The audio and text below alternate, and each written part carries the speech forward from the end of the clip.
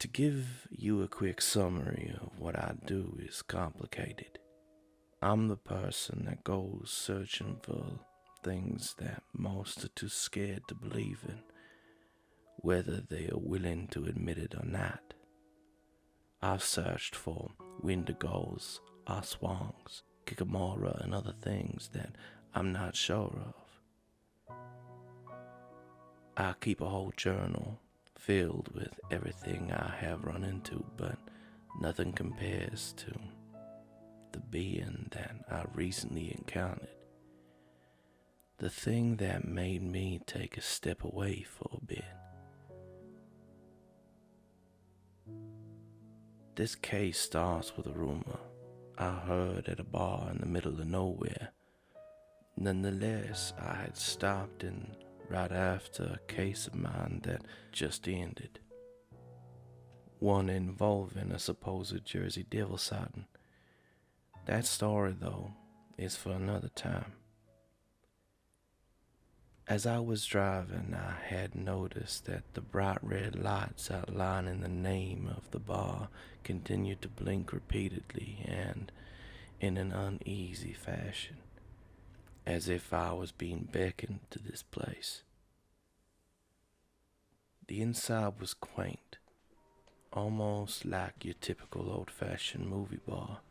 Warm yellow lights illuminated almost every nook and cranny, except for a few booths where the lights appeared to be out.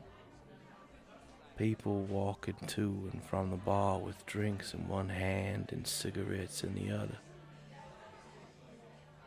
I scratched the back of my neck, fighting the urge to have one more sweet cig. It had been a couple months since I had last had one. An older man with round glasses and a white beard brushed past me, followed by an older lady with a lip packed full of chew. I knew nothing. I probably sounded like a hypocrite for this, but I never really got into the whole chew addiction. As I made my way further into the bar, stepping on broken peanut shells and popcorn, I noticed something peculiar. At the corner of the bar, top a low-hanging light flickered as if someone was messing with a dim switch before turning off completely. It felt abnormal, and once again I felt compelled to its location. I gently waded through a sea of brash and burly men to a spot under the light. As I leaned up against an old cracked wooden pillar, the light turned back on. "What can I get you?" a young woman with raven hair asked. Her eyes were intoxicated dark blue. Caught off guard by the sight of them, I stammered a reply. "Whatever you have on tap, please." She smiled, nodded, and giggled as she walked away. While waiting for my drink, I stared down and fiddled with my grandfather's old military universal Geneve watch. I rubbed my thumb over the small crack in the glass face, thinking about the time my father said it would soon be mine.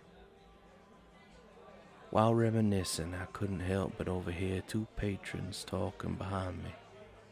Shifting a little bit, I aimed my better ear towards them and listened. The only thing that stuck out to me most were the words, "shadowy figure," making a mental note to talk to them when things died down a bit. Once things finally slowed down, I decided to approach the two men myself. "Hey man, I couldn't help but overhear you say something about a shadowy figure." The man on the right stared at me incredulously. The dark pink scar across his face was hard to ignore. One eye was grey-white, the other was dark brown. He stood up and snorted and pushed past me, shoving his shoulder into mine. The other man who remained at the table looked at me for a long time without saying anything. His hair was long and unkempt alongside his scraggly red beard. He looked at me as though he had been drinking since the bar opened. To cut the silence, I spoke up once again. Listen, you don't have to tell me if you don't want to, but this kind of stuff I look into. I'm a investigator of sorts. Take a look. I opened up my jacket and pulled out a compendium I've been working on. Gently sitting it on the table, I slid it to the man, saying, "Have a look for yourself." I then walked to the bartender, ordered 2 more drinks, and walked back to the man, handing him one. He took it, looked up and said, "All right, I believe you, but I'm only going to tell you a few things. Do you mind if I record?" He looked sheepishly at me, stroking his beard before finally speaking up. "As long as you don't mention my name or this place's name." "Works for me," I said, pulling out my audio recorder and loading in a new cassette. Audio transcription, case log 26, name, John Doe, location, not on file. Ready when you are. This creature or whatever it is, it's not like anything here in this book. I know you've got a few pages on shadow folk, but it's not like that. The thing was black. Just pure black. Pure black. Not like see-through-ish black or an almost black man. No, not at all like that. It was just darkness. Like nothing was there.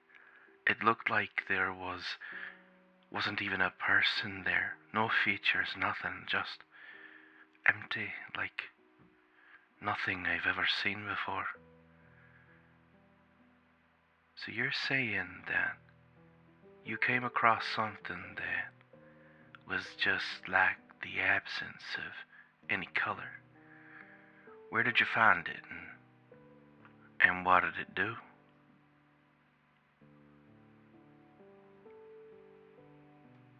The man just sat there for a few minutes, just looking down as if he was contemplating his next words.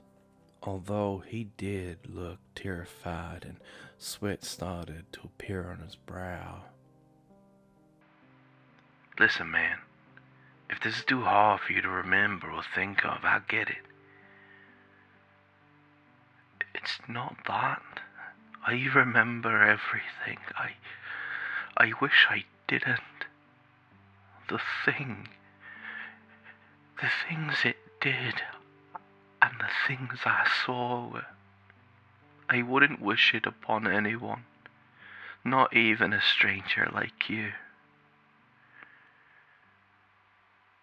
What do you mean? What did it do? Where can I find it? You could tell the eagerness in my voice to learn more. I won't tell you where it is, but let's just say I haven't not been to this bar every day for the last few months. It told me things, it showed me things. Oh God, the things it showed me. Everyone is dying. The world, is on fire and... The man's head fell into his hands and he began weeping almost uncontrollably. God damn it! Not again! I think it's time for you to leave. The bartender yelled from across the counter. Audio transcript. Case log 26. Over. After consoling the man and bringing him outside to wait for a taxi, he finally told me where it had all happened. It did take a lot of convincing and a few 20s for the safety of others. I will not disclose this location, but I wasn't even sure I'd find it. The place was interesting. The drive was as well.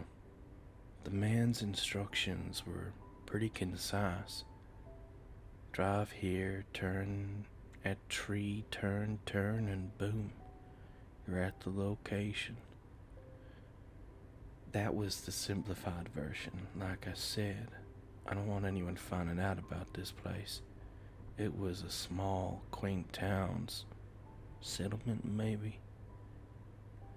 I don't know what to call it. Kind of a small commune.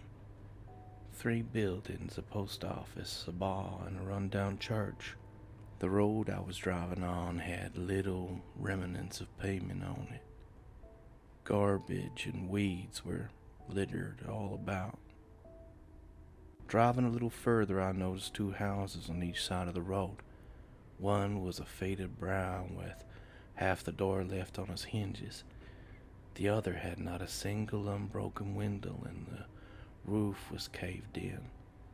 But neither of those were what I was after. Another mile past the ghost town was a farm, or what was left of one. The barn had collapsed, broken fences littered the sides of the road, and a somewhat still functioning chicken coop, except there weren't any chickens, just a bunch of mice and birds. Finally, facing forward, I saw what I was looking for. The main house. The sun was setting as I finished my way down the long driveway. Looking through my windshield, I noticed that the house was still somewhat intact. No broken windows, the red paint had only faded and chipped away slightly, and the roof had not collapsed yet. As I parked my truck, I got an unsettling feeling, and flashes of one of my cases came to mind. It dealt with a farmhouse like this. The family inside was all over the place, to say the least. Inside the living room was what seemed to be a man on his knees, but as I entered the room and turned around, baring its teeth, it wasn't a man at all, but a waiter-gay. It charged at me, throwing me to the side and running out the door. I didn't see it again, but that family, what happened to them, always stuck. Remembering that really made me contemplate leaving, saying fuck this, but I needed to know what would drive a man to break down to that point. Cautiously, I walked up the steps, peering in the windows to make sure no one was inside. Thankfully, the place appeared to be empty. I turned on my flashlight and reached the little doorknob until I heard, "Don't," very quietly. I shoot around to see nothing, thinking it was all in my head. I turned the knob and went in. As soon as I entered the house, I fell. I fell for what seemed like minutes, sliding down this pitch-black hole, hearing screaming and feeling hands grab and scratch at me. Their nails ripped and tore at my flesh. I felt warm blood running across my skin before finally hitting the ground. I woke, sitting in a chair with something standing across from me, waiting for my vision to come into focus and my head to stop throbbing. I looked around to see where I was. I appeared to be in what looked like a root cellar, with a few lights barely illuminating the room. Trying to gain my composure, I finally heard something speak. You came seeking answers, and now you are here. Where are you? I'm right in front of you. I looked up to see. I'm not sure what. It wasn't just empty. It was as if there was a void standing in front of me, almost like looking into the night sky, but no stars in sight. It was like the absence of light. No features or anything could be seen. The light from my flashlight didn't even appear on him. The dread resonating off him made me want to scratch my eyes out to not feel it anymore. I quickly pulled out my recorder and pressed record before the being finally spoke up once again. Audio transcript, case log 26, name, entity, location, seller. I am the absence of light, the absence of good. I am only darkness. So, you're the devil? No, you fucking idiot. I am the embodiment of evil. Sounds a lot like you're the devil to me. Your Christian beliefs are not real. Every religion is wrong. When you die, there's no light. There's no heaven, no hell, only darkness. You become a part of me. Before there was anything, there was me. And when everything ends, I will be all that remains. You're an insignificant speck in the infinite, always dying universe. Let me show you. The being reached what seemed to be a hand at me, and I quickly scooted back, avoiding his grasp.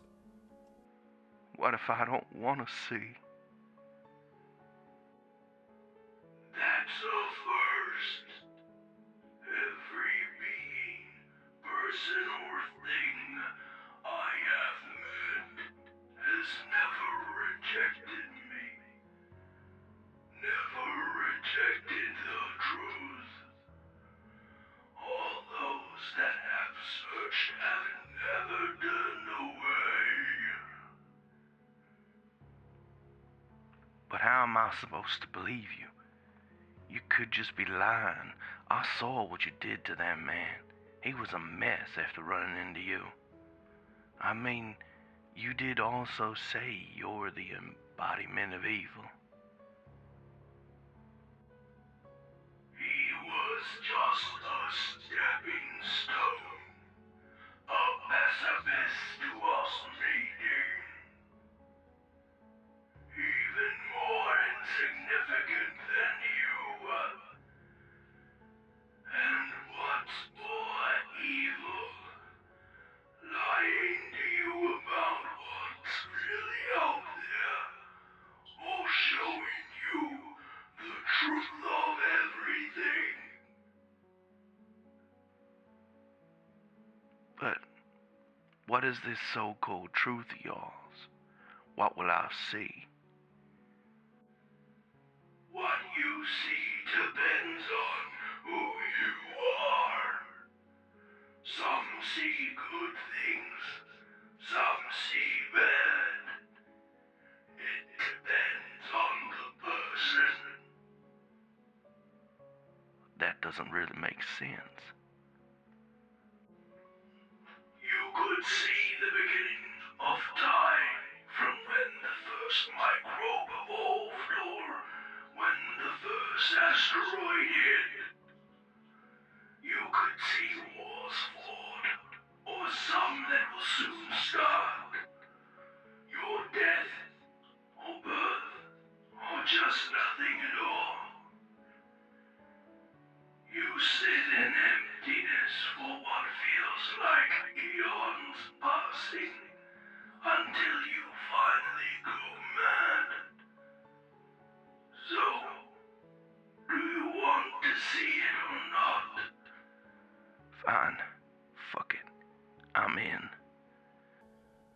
Audio transcript case log 26. End. With that, the being placed his hand on my head, and the most immeasurable things happened. It was as though I was seeing the past, present, and future all at once. The creation of everything, every universe, person, and plant. The destruction of it all. I felt 1,000 deaths and heard 1,000 pleas, but I somehow focused on one thing. My first encounter with an unknown creature. The thing that caused the first domino to fall and the rest to follow. It was Saturday, June 22nd, 1996. I was barely a boy, about 6 years old. My father just came home from work as my mom was finishing up supper. As we were eating, a loud screech came from outside, shattering the windows of our house. My father quickly got up and grabbed a knife before a beautiful woman with black hair stopped him. She wore a tattered dress, looked malnourished, and was covered in cuts. Her ghoulish features and gaunt look still creeps into the corner of my mind. My father stood still, almost in a trance, and was unable to move. The woman inched closer, grabbing his head and turning it to the side. My mother wailing and telling me to look away before the woman spoke. "I'm sorry you have to see this." With that, the woman got close to his ear, screaming in it. As the blood came out of his eyes and ears, it was as though her screechers were liquefying everything in his head. The screeching became so loud that not only were my mom's ears bleeding, but so were my own. I passed out soon after and woke up in the hospital, just to be told that I was an orphan. More flashes came and went. I soon was in the deepest parts of what could have only been hell. Feeling whips hit my back and creatures digging their nails into my calves and pulling down, ripping and tearing flesh off, eating it straight off my bones, and stabbing rusty knives into my stomach, only for it to reset and happen again and again. Then, when that was all over, I was unchained and they began nailing me to a wall, then pulling each and every one of my fingers off. I remember thinking to myself when they pulled off my index finger that these were some sadistic fuckers. Only for them all, each of my fingers, to grow back and the whole process to start from the beginning.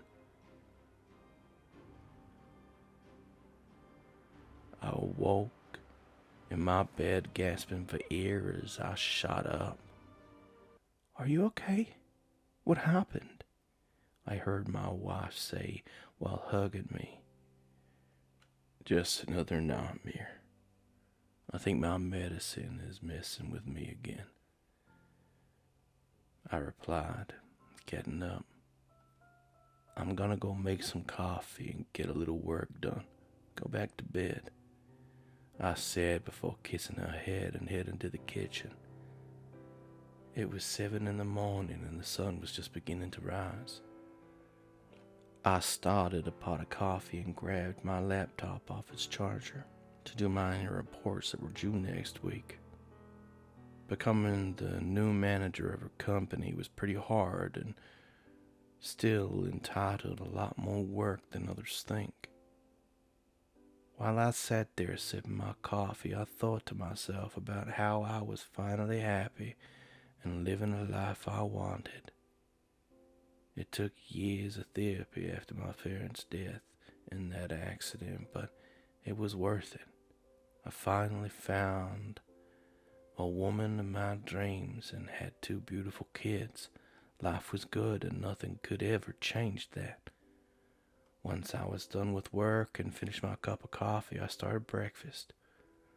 I awoke my kids and my wife to chocolate chip pancakes before going out and getting some groceries. While at the grocery store, I felt as if I was being watched by something or someone, but any time I looked around, nothing was there.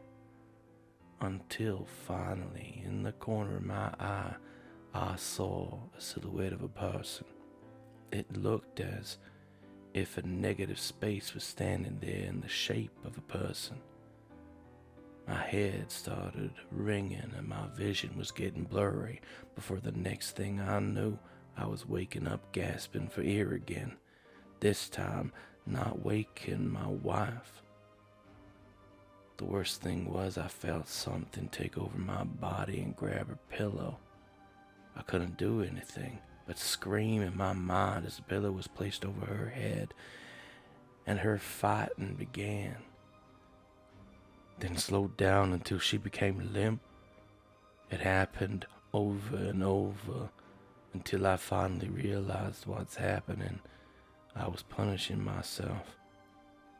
I lost her long ago, but she's not dead. She just didn't want to be a part of whatever I was doing. Something was pulling my strings. Flashes of lights and people scattered my vision as I grabbed my head tighter before waking up in the forest. Slowly getting up, I noticed that I was clad in armor. Chainmail covered all appendages, while shiny yet bloody breastplate lay on my chest. Hearing screams, I looked up and watched as a vicious beast tore apart people wearing both the same and different colors as me. A werewolf, but that's not possible. They've been extinct since the Dark Ages. Then I remembered where I was and looked down at what I was wearing. "Fuck," I said to myself before looking up and meeting a hand of bloody claws coming towards my face. Falling down, I feel my jaw slack and see my ear on the ground. Trying to get up, I feel the beast slash my Achilles before feeling its mouth close on the back of my neck. I wake up on the floor panting for another breath, not knowing what was happening or what reality I'm in. Audio transcript, case log 26, name, entity, location, seller. Have you had enough? Are you now willing to accept what you do is for nothing? Why is it for nothing? Because in all realities and timelines, you'll die a horrible death.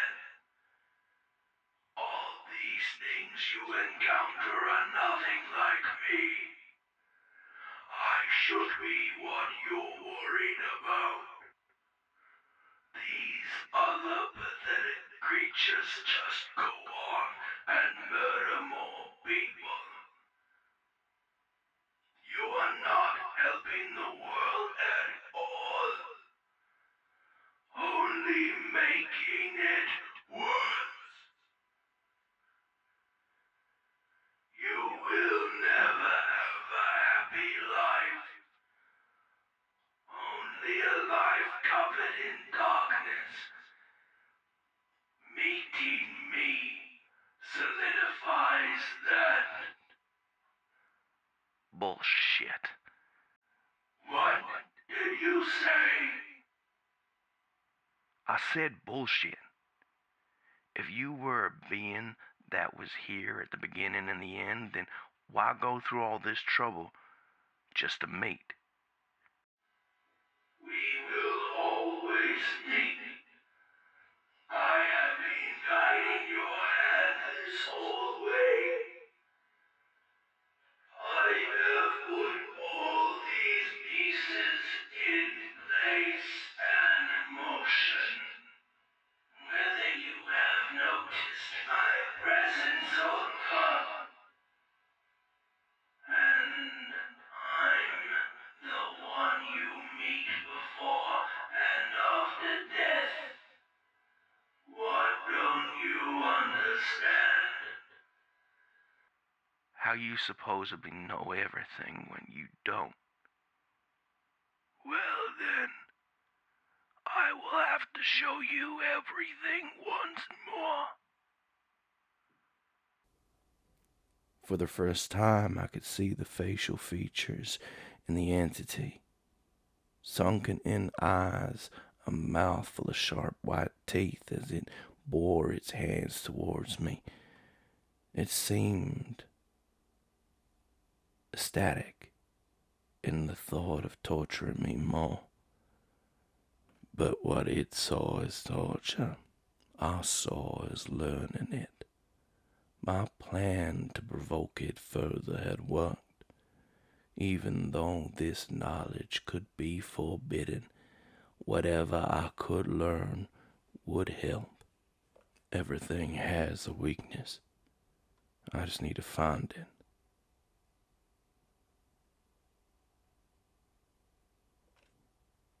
Try your best. Audio transcript. Case log 26. End.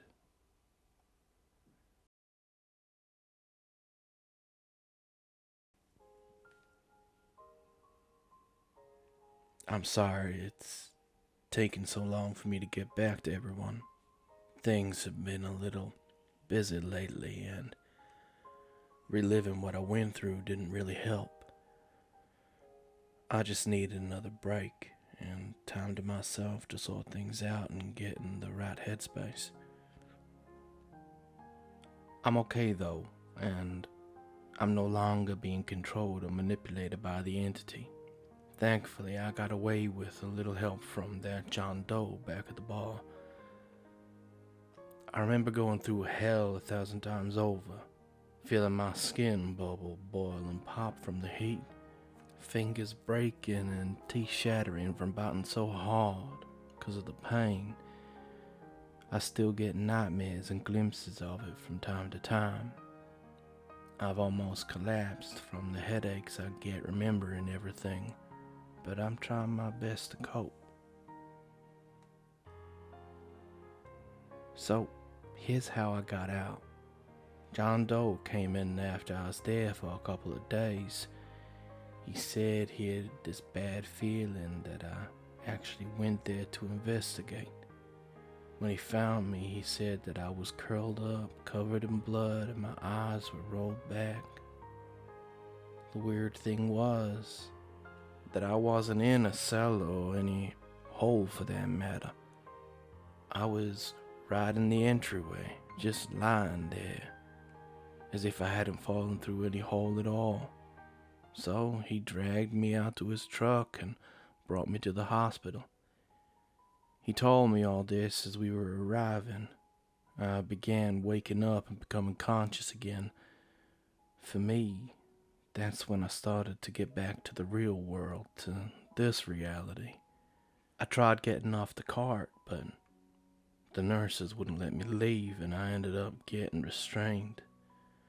So because of that, I spent a couple weeks in hospital. Got questioned quite a bit, but I was still in a daze and don't remember much of those conversations. 23 stitches and a couple of unknown fingernails were pulled out on me. That's what they looked like, at least. So because of that, police questioned me and kept an eye on me the whole time that I was there. A good visit to the psych ward and visiting a psychiatrist was how I spent the remainder of my time there. Too bad it wasn't the psychiatrist I knew. Speaking of him, I haven't heard from him for a while. He did email me, however, but I was unable to open it because computer time was over. Finally, after being released, I got a ride back to my vehicle and paid John Doe for his troubles. On the way to get my vehicle, he tried talking to me about what I went through, what I experienced, but I wasn't ready to talk about it yet. I gave him my information and told him we'd be in contact. Anytime I meet someone on my cases that turns out to be real, they want to learn more, so they go out searching themselves. Some make it back, some on the other hand don't. That's why I usually recommend the only psychiatrist I know to talk them out of it.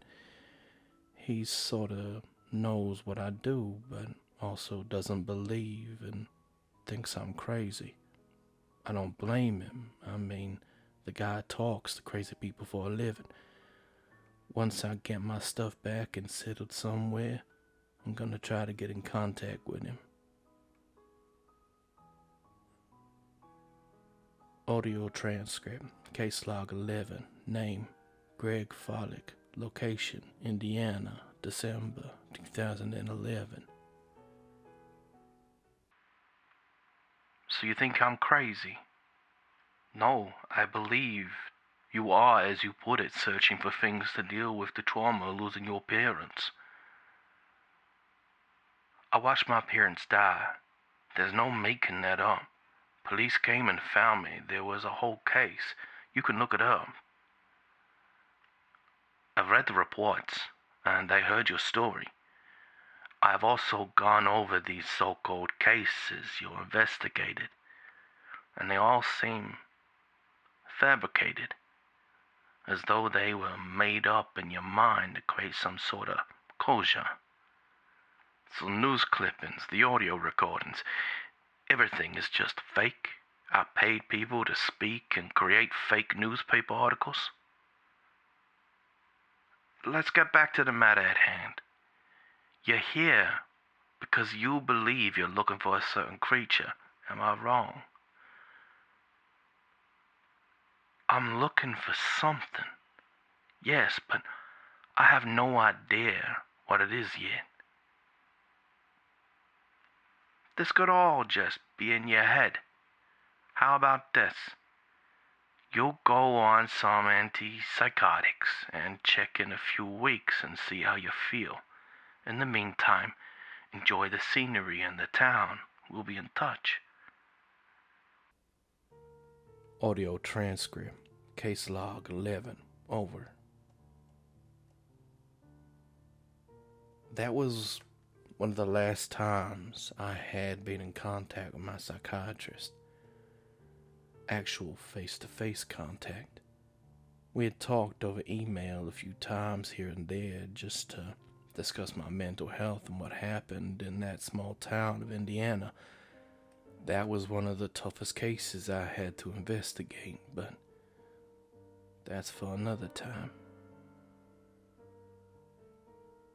You may be asking why I brought up my psychiatrist so easily and quickly.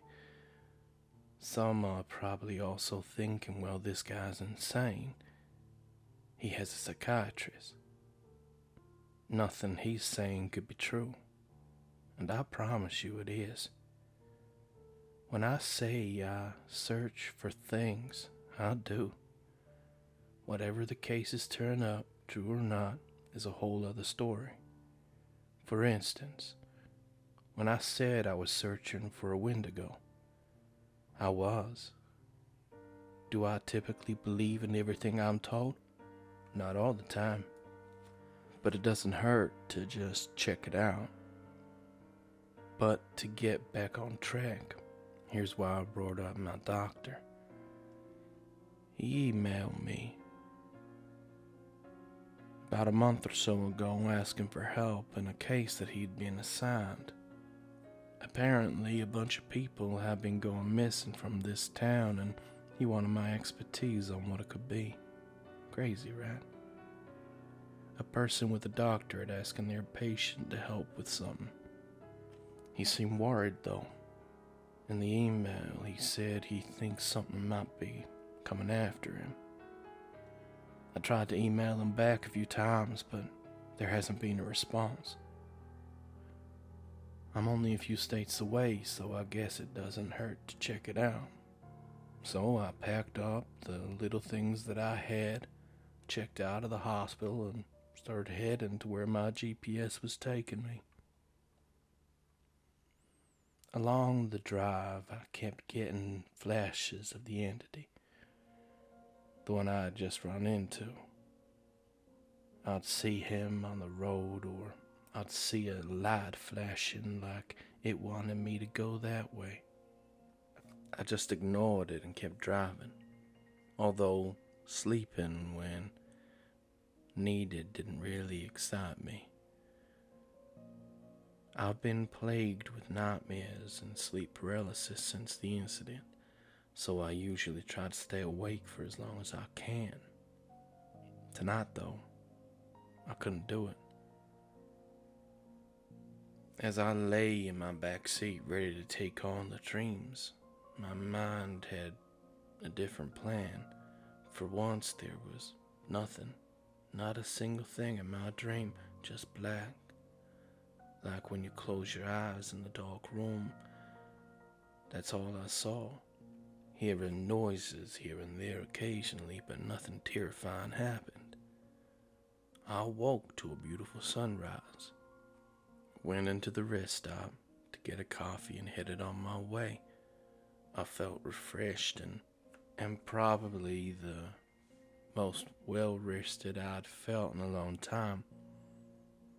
Then, as soon as I got into the interstate, a massive wave of pure darkness surrounded me. While trying to move, I heard something speak to me. You can't hide forever. I will find you again. Before I became face to face with sunken in dark eyes and an eerie white smile. Then I awake to the sun, just about to come over the horizon, and a pit in my stomach. Crawling up front, I grabbed a cigarette and went to go get some coffee. Getting back on the road and to my destination was a little difficult. What if I was doing what the entity wanted? What if this was another ploy? But I had to shove those thoughts down with another cigarette and keep driving. It was about 12 more hours. I finally reached the town, driving through the main road. I realized it was kind of nice, a quiet place. There was a beautiful forest on one side of the town and a nice number of stores around the place. After admiring the place for a while, I decided to get a motel room and start my investigation. After getting everything set up and my items in order, I set out for the main road to look around and see if there was anything suspicious. As I went, heading down the main steps, I saw an outline of someone standing behind a lady at the counter. Knowing who and what it was, I wanted to ignore it, but I needed all the help I could get to find my friend. When I reached the counter, the lady looked up in a happy manner, said, "Everything all right with your room?" "Yes, it's perfect, thank you. I just had a couple of questions on whether or not you've seen someone. I'm looking for a old friend." Well, who might you be looking for, darling?" "His name is Greg, and he's a psychiatrist. He came here to help with some things going on around town. Have you seen him?"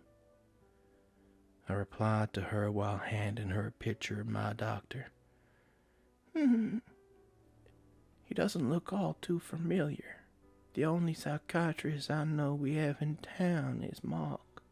He lives about 3 blocks down the main and is the only brick house on the block." "Thank you. I really appreciate the help and the room." "Have a good one," she finally said as I began walking in the direction of the man's house. While walking down the main, I felt a little off, as though I wasn't supposed to be here. Overwhelming sense of dread loomed over me as I lay my eyes on a wall. On the wall was about 20 missing person flyers.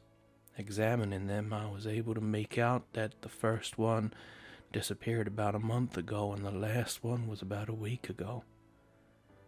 There didn't seem to be any correlation between any of them, no pattern to follow or other clues to help. The first was a little kid and the last was an adult male. Everyone in between were different ages, races, and genders. My initial instinct said it could just be a cult or a serial killer, but they don't strike this fast. In such a small amount of time. I pulled out my camera, took a picture of the wall, then started my way to this Mark's again. The lady at the desk wasn't wrong. She explained it perfectly. 3 blocks down and the only brick house on the block. Well, brick foundation and a white house, but it was the only house on the block with brick. Making my way up the driveway, I began thinking of what to say and what to ask this man. Did he know Greg? Has he seen or met him? All thoughts cut short as a man exited the front door and we made eye contact. "May I help you?" he asked while straightening his tie. "Yes, if you could take a few moments to talk with me, I'd appreciate it," I replied and gestured for him to sit down in some chairs with me on his porch. The man gave a quizzical look as if he was trying to debate whether or not to speak to me. He looked down at his watch, then back up at me and spoke. "I guess I have a few moments to spare." While sitting down, I asked, "Do you mind if I record?" He nodded in agreement and we began. Audio transcript, case log 27. Name, Mark. Location, small town in Missouri. "So, what's been the deal with all the missing persons around here? So what are you, an FBI agent or something?" "Or something. I'm an investigator of sorts. I just don't work for any agency. I go around place to place looking for strange occurrences." "It sounds like you have a disassociation disorder. Do you have a hard time telling whether you're dreaming or in reality sometimes?" "I don't have a disassociation disorder. I'm perfectly healthy and fine. I'm also not looking for a new psychiatrist. Mine actually came to this place to try to figure out why so many people were going missing. I was wondering if you by any chance had seen him." Sliding a photograph of Greg to him, Mark picked it up and examined it for a minute before setting it back down and replying. Interesting, but I haven't seen him.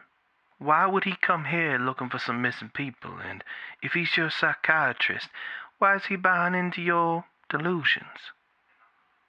They're not delusions, and because I helped him one time to see the bigger picture and things. How about we talk about the missing people? No bodies or anything have been found? Not one, to be honest. I was thinking about trying to find them myself. Some folks think it's an urban legend. Others think it's a cult. Well, what do you think? And tell me about this urban legend. Well, I don't know what to think. I find it odd how people just up and vanish without a trace. It's not normal. No one just leaves without a trace. When most flee, there's always at least a little part that shows that. But with these, they're just gone. Poof. And what about this urban legend? Back on the non-reality train, I see. Okay, so the urban legend has many variations. One is a monster that snatches people and takes them into the woods. Another is a gate to hell that people seem fascinated in going down. And the last is about a creature that lures you into the woods and holds you captive before finally letting out one massive screech for all to know the person's soul is gone. They're all old tales parents used to tell their kids to scare them. Well, you seem a little shaken up. How so? It was about at this point that I began to notice Mark's mannerisms change. His voice got a little scratchy and his hands shook a little. He was completely fine until he began telling me of the last legend. Well, considering you were fine telling me the first two, I'd say you don't believe them, but the last one, your voice changed and your hands shook. So that either tells me that you got a cold or you just came to the realization of what might be out there. There is nothing out there. At least that's what I used to think. You saw something, didn't you? I didn't see anything. I heard something, a screech. I thought it was in my head, but you coming to me with all this makes me rethink what I heard. I have to go, though. Well, here's my number if you think of anything else. Audio transcript, case log 27. Over. With that, Mark made his way down the path and got into his car. He seemed visibly shaken and pale as he walked off. There's always a problem with sharing what I do with people. They either think I'm crazy or have some little unknown thing happen to them that they've shrugged off. But once they get done talking to me, that curtain to another reality opens. Just a little bit. I'm gonna have to come back sometime soon to check on him and ask a couple more things. However, it's time to find something to eat, I thought. I haven't had a bite since the truck stop. Maybe someone at the diner will know something. As I entered the diner, I noticed that everyone stopped to take a look at me. Small towns always notice when there's a new person around. Feeling everyone's gaze as I sat down was uncomfortable. But soon everyone returned to their own table.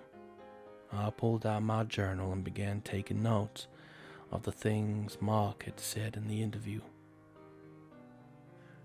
I'd transcribe it in digital form when I got back to my room, but for now, I was just noting things down and cross-referencing the urban legends he told me to see if it matched anything I had knowledge on.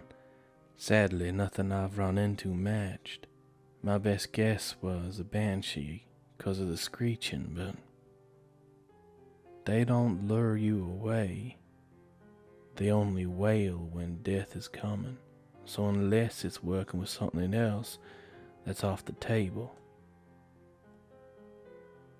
As the waitress came to give me my bill, I asked if she had heard or seen anything weird lately. She chuckled and let out a little bit of a smile before finally saying, "I have not. There was no screeching, no creature running amok or anything. I don't know if Greg sent you to see if I'd say something different, but there's nothing to say. Everything's been normal besides the missing people, but our town's got its best and brightest on the case." "Wait, you know Greg? Where is he?" I replied a little too aggressively and fast. "I don't personally know him. He just strolled into town a little while ago, asking all these questions about the missing people. I told him the same thing I told you. He heard about the screeching from Mark, but being a psychiatrist, it has to mess with your brain after some time." "When was the last time you saw him?" "Mark wasn't yesterday, and I haven't seen Greg for about a week or so. I figured he left because there was nothing to find. Need anything else?" "I'm good for now, thank you," I replied, handing her 20. "Keep the change." While packing up, I noticed a man alone in a corner booth staring daggers at me. Trying to ignore it, I put my jacket on and headed to the exit. Just as I was reaching for the door, the man grabbed my arm and whispered something to me before abruptly opening the door and pushing me out. A little confused, I began walking down the street, his voice echoing in my mind. "Leave! You're drawing too much attention. They'll take you." What did he mean by that? They'll take you too. Is it a cult that I'm dealing with? If so, this is not something I want to get in the middle of. I've ran into my fair share of cults, and it never really turned out that well. Most are either dead, imprisoned, or just plainly disappeared. As I got back into my room for the day, I noticed a note on my door. Carefully looking around, I pulled it off, then began to read it. "If you're seeing this, that means I'm gone. You're in over your head. Get out of town." The letter wasn't signed by anyone, but I took the warning into consideration. I thought to myself, I'll spend one more day here, and if nothing shows up, I'll leave town. Another night plagued with nightmares and little to no sleep. This time it felt different, though. It felt as though the entity was warning me, telling me that I had to leave. That scared me even more. That this being that had been plaguing me wants me to go as well.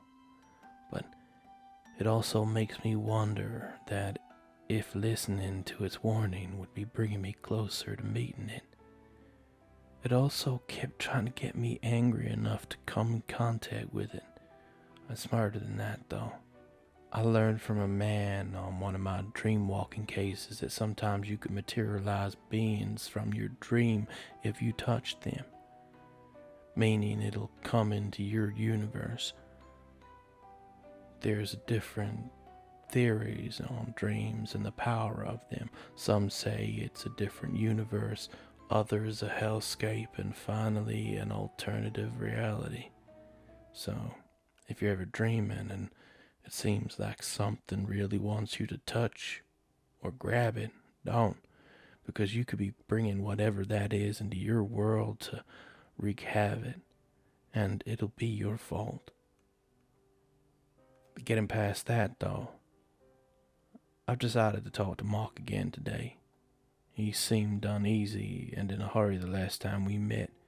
It's Saturday now, so he should hopefully be home and not working. Well, update on that. Mark isn't home. His house was unlocked and no one was inside. I hope he didn't go missing as well. I really need to figure this out before more people go missing. As I was leaving his house, I heard it. This weird screeching noise that left as fast as it came. After I heard that, I knew he was gone. My only lead just up and disappeared or was taken. It's been 3 days since Mark has been missing, and I have no leads or any ideas of where to go. I began walking the edge of town until I saw it. There that thing was again, that entity, except this time it just stared at me, motionless, then lifted up its pure black arm and pointed in the direction of where I needed to go. Standing there, frozen, thousands of thoughts running through my mind until it clicked. When we first met, I was in his domain. Now he's in mine. But why is he helping me? I looked in the direction of this oily black finger, and it was pointing to the woods. When I looked back, he was gone. I froze, said to myself, fuck. Tried to gather up what I just saw. I realized that that was the first time that I'd seen it in person since the incident. I just had to push down the feeling of dread and go back to my room to gather up some supplies. So once I got back into my room, I grabbed my flashlight, gun, water, and a few other items. I began my journey into the woods. It was a pretty beautiful and pleasant walk, aside from going into an unknown towards the unknown. There was about an hour left of sunlight when I came across it, an old disheveled building in the middle of the woods. The access road had been covered and overgrown and fallen trees, so I'm guessing that's why no one came here. It looked like an old rusted quinset. Holes all over it, windows broken, almost ready to fall over. Shining my flashlight inside, I noticed it was trashed. Empty boxes and garbage just strewn about, some old furniture and refrigerators tipped over. It looked definitely abandoned, for years maybe. I checked the door. It was unlocked, and it opened with a loud creak. Mice raced across my feet as I entered into the darkness, testing the light switches to my right to see if any worked. Thankfully, one of the 4 did, and it turned on. I thought to myself that that's not creepy. I made my way to the back, moving through a maze of garbage and furniture. When I reached the back, I heard something hurrying behind me. I turned to see garbage being moved, then ceasing. I thought to myself that it had to be the rats. I turned back around and looked at a cellar door on the ground, hesitating as I began to reach down and open it up. I grabbed the cold steel handle and threw open the door, only to see a wooden staircase heading down to the underground. I began my decline into the void, flashlight showing the way. There was about 15 steps until I hit the flat floor.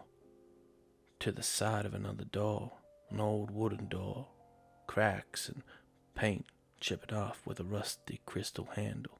As I entered the main room and looked around, I noticed a man laying on the floor, although he wasn't the only one. Multiple people, all sitting or standing in what looked like paralytic states.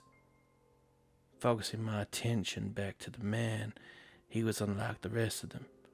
He looked to have been maybe the newest one there, as he was the cleanest out of all of them.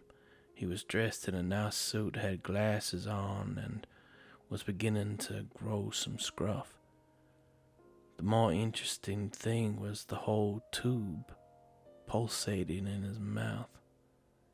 Everyone in the room had one that just seemed to be shoved down their throats. The difference between the one on the floor and the rest was that this one seemed to be bruised and bleeding.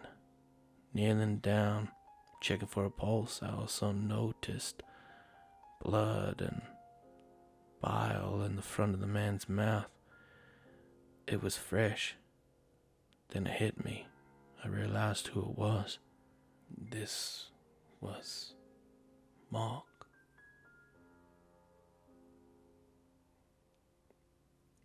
As I reached for the tube and got my hand around it, I started pulling before stopping once I heard screeching.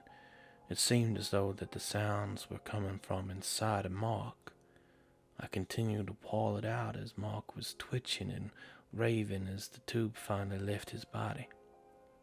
When it was out, the thing seemed to lunge back at him, then focused his attention on me.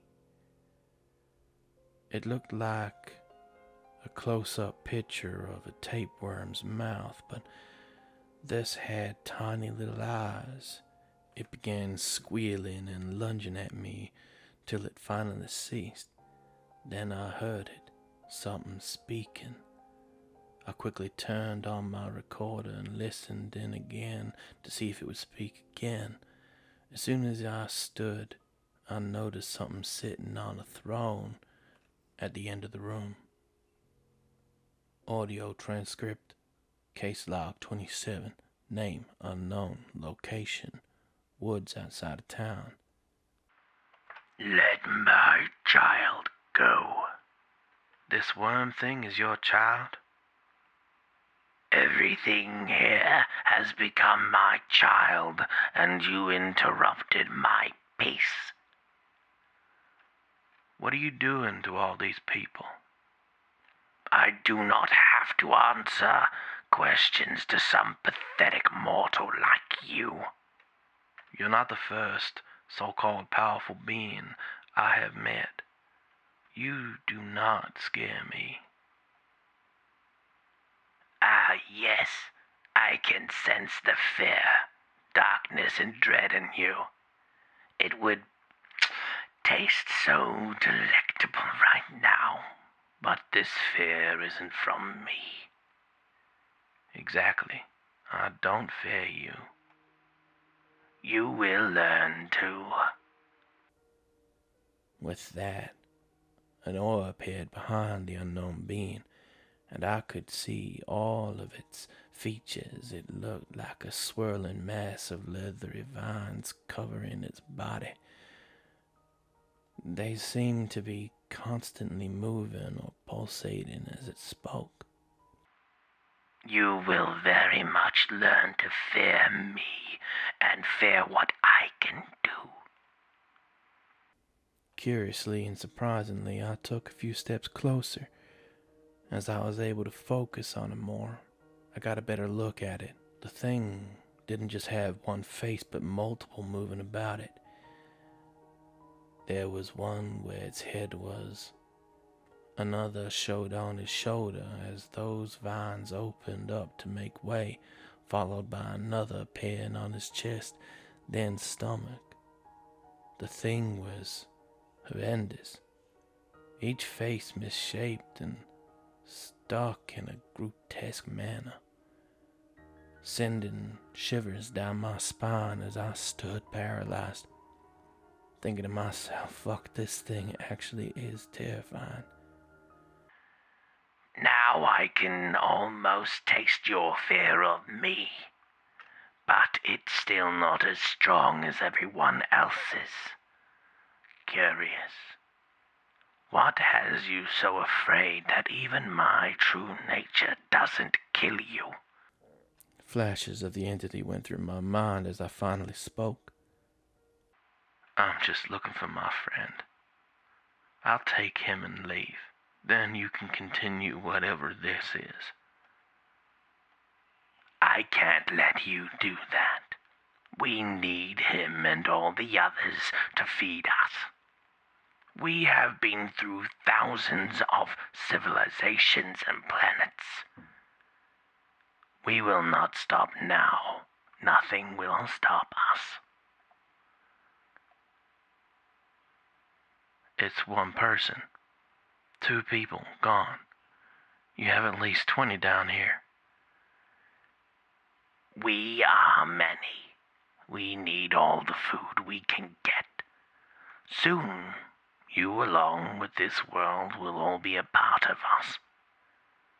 Fine. Be that way. In a quick, stupid decision, I grabbed the pulsating tube on the ground, shoving it down my mouth and swallowing it. I could hear myself gagging and writhing in pain on the audio recording. As the thing went further down my throat, it all went black. "You are not supposed to be here," I heard a familiar voice say somewhere in the darkness. "Why not? Is this all it is? Just a black pool of nothingness?" I replied as I slowly drifted around in what seemed to be an endless void. It was as though I was in space, but every star had gone out.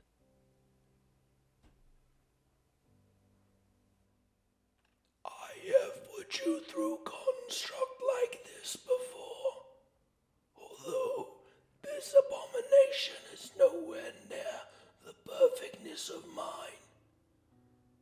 There's holes, glitches all over. Pathetic." Then it hit me. The entity. I was inside of his own creation, almost like a barrier between the creature's world and the entity's. It's like it was protecting me. Where am I? "You already know. You are inside a construct of my own making. Don't want to damage precious goods." What's that supposed to mean? "I have found your friend. I'll bring you to him, but remember, you owe me." With that, I saw a bright light open in the darkness. Once I was able to focus, I could see it was a sidewalk in front of a hospital. Next thing I know, I'm standing on the sidewalk as though the void was never there, as though it never existed. It felt so real. But something was off.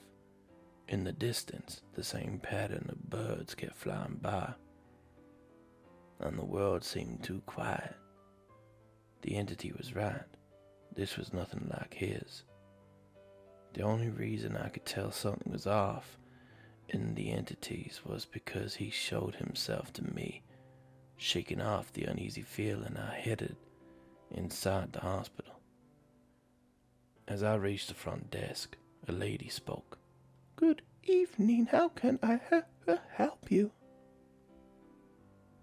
It felt like spikes going down my back as she said those last words.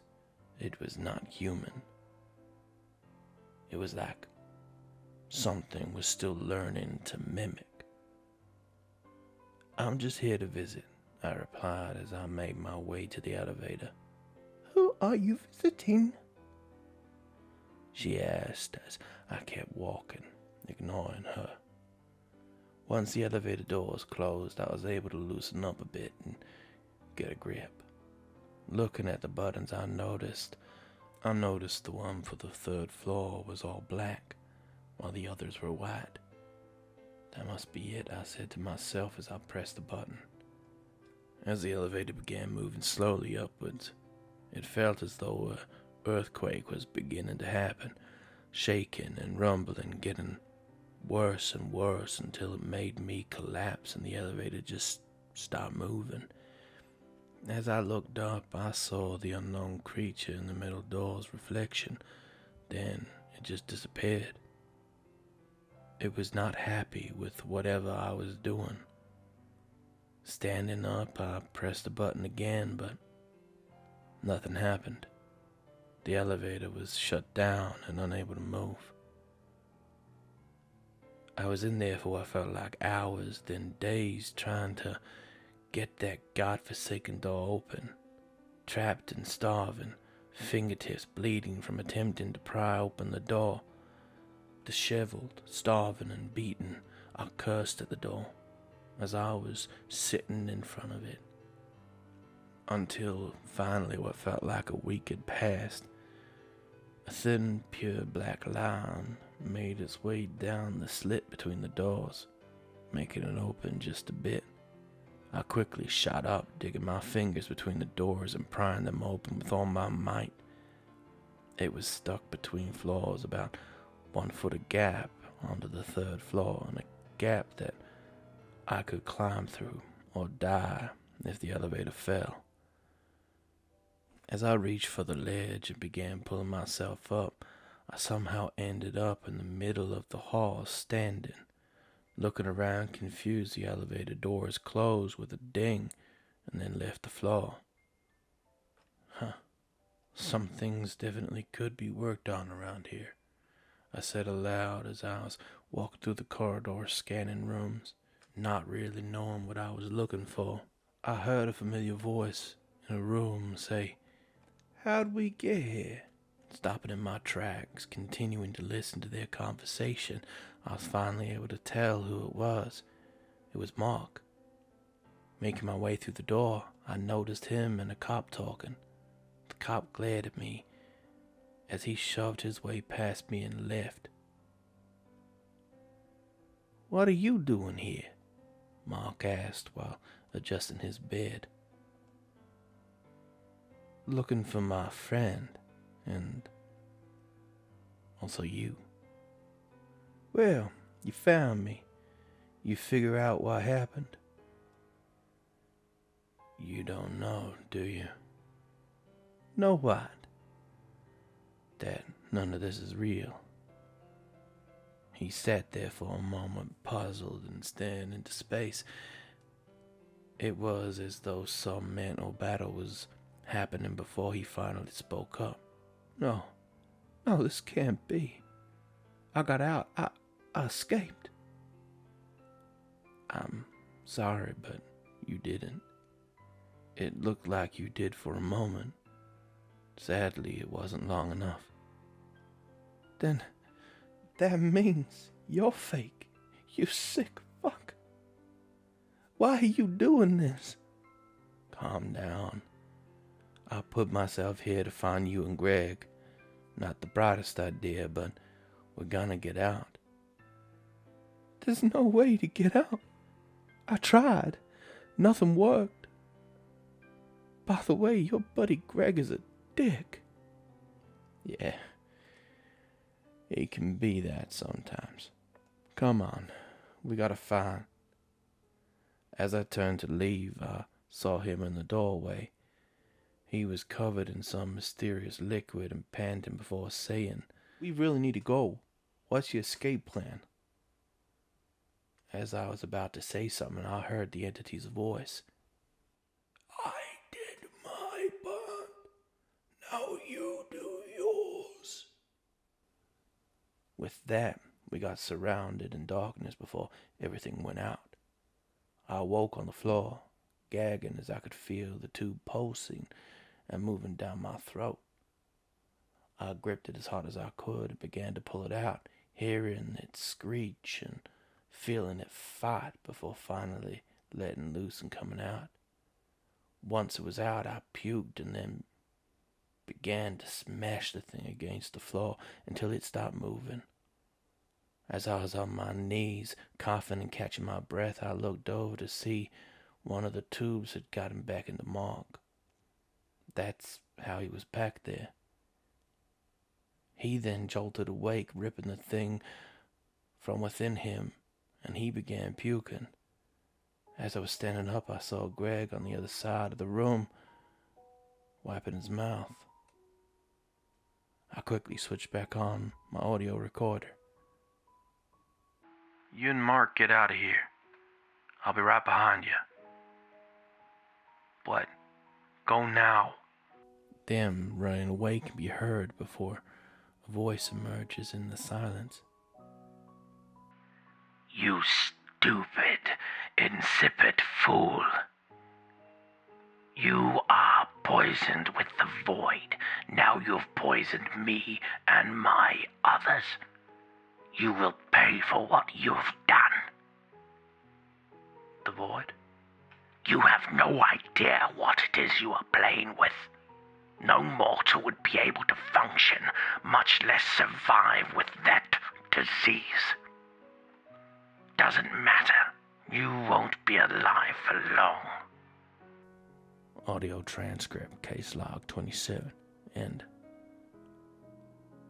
With that, multiple of weird fleshy tubes slithered towards me, wrapping themselves around my legs and my torso, fighting and screaming at the pain.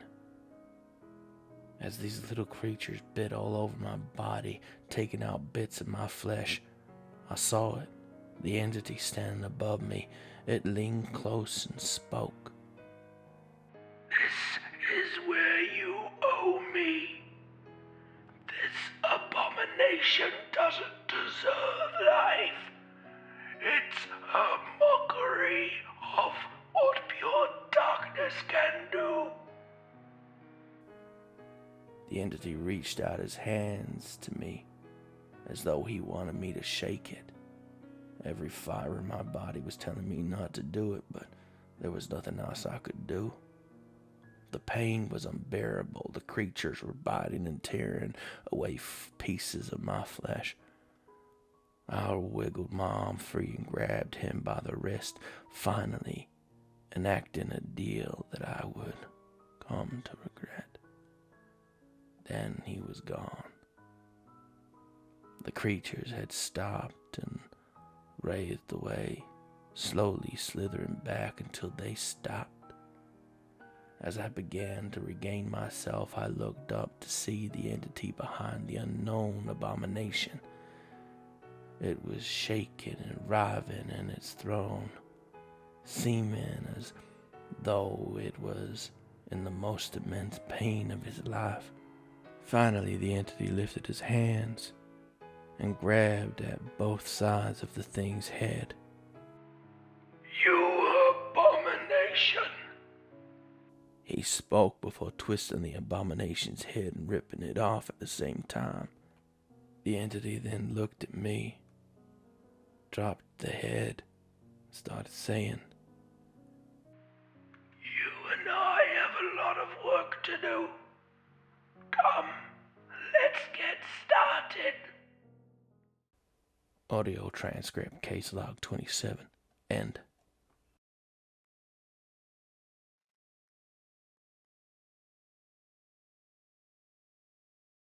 You and I got a lot of work to do. Echoed through my mind as I sat in my new home, cigarette in one hand, coffee in the other, just trying to get some semblance of normalcy, even if it's just for a day. After everything I witnessed and went through again, I needed a change. I sold my truck along with some other items and bought a decently sized van.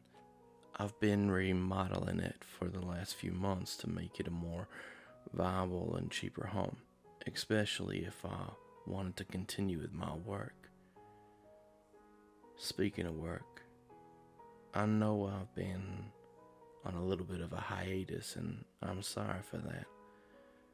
I am alive though, so you can stop worrying.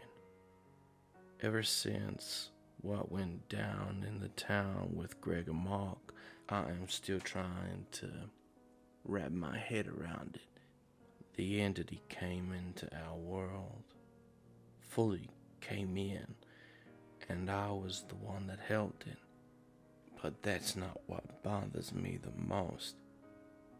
After he killed that creature, he reattached its head and put what looked like a seed in the mouth. It then looked at me and just vanished. What was the point of saying we have work to do if it was just gonna leave? Ever since he crossed that threshold, my night terrors have pretty much ceased. I very rarely do have one, and if I do, it's manageable. After shaking hands with it, I got a burn on my wrist that is in the shape of a hand. In my dreams, it's all black and the entity comes crawling out of it. But that's enough of that. Things are better, and I wanted to share some things with you. I've been asked a couple of times to do so, and I thought now would be the best time to talk about previous cases. I'm on a break in a national park that is just beautiful and have had ample time to sort through files. Moving kind of makes you go through your old things or find forgotten things. So when I started rereading old cases, I thought I should share them with you. A few are unresolved and some are still pending, but I thought talking about them would maybe shed some light. Hopefully, move towards solving one of them. The first case I have for you is the Red Door. Case log, location, Kansas, Wichita. As I finished up an old case, I made my way through Wichita to see a couple of things there. I'm a sucker for sightseeing. After my first day, there I was, walking out of a coffee shop, and I saw a frantic man handing out flyers. He handed me one, and I kept walking through, thinking nothing of it. Finally, after coming to a crosswalk and having to wait, I examined it. There was a picture of a woman and a red door behind her. On top of that, it read, "Have you seen this woman?" And at the bottom it read, "Have you seen this door in your dreams? If so, call." Curiosity took over, and I caught myself walking back towards the man. He seemed tired and disheveled, like he hadn't slept or cleaned himself for days. His clothes were wrinkled and his hair was greasy. Noticing another passerby, he reached out the flyers and tried to hand it to them. They just swerved out of the way. Everyone acted as though he wasn't there. He cried and fell to his knees and then began talking to himself. No wonder nobody took him seriously. I was probably the first to take the flyer. I approached the man and squatted down beside him. "Here to call me crazy and shove me down some more," he said, wiping away tears. "No, I'm here to ask you about your flyer," I replied, stretching out my hand to help pick him up. We sat down at a table and talked for over an hour about all that had occurred. Apparently, he dream-walked with his girlfriend to see this supposed red door. He said he was seeing it almost every night. The first couple of attempts didn't work, but the fourth one did. When they finally saw it, she decided to go in, but thought he was able to follow. The door slammed and he woke up in a pile of sweat. His girlfriend was nowhere to be seen. It was as though she vanished without a trace. He's been looking for her ever since, trying to see the door again, but it's been to no avail. Then nightmares began and he stopped sleeping. He wanted to dream walk with me, but I wasn't able to help. Dream walking is a dangerous thing, and I've been told too many times about the power of dreams. I just gave him the information for Josh, a specialist I knew, and went on my way. A couple of weeks later, Josh called to talk to me about the case. He said he and the man began their dream walking session and came across the door. Josh knew what it was instantly. The man had lied and said he needed to find his inner spirit in order to trick Josh into doing it.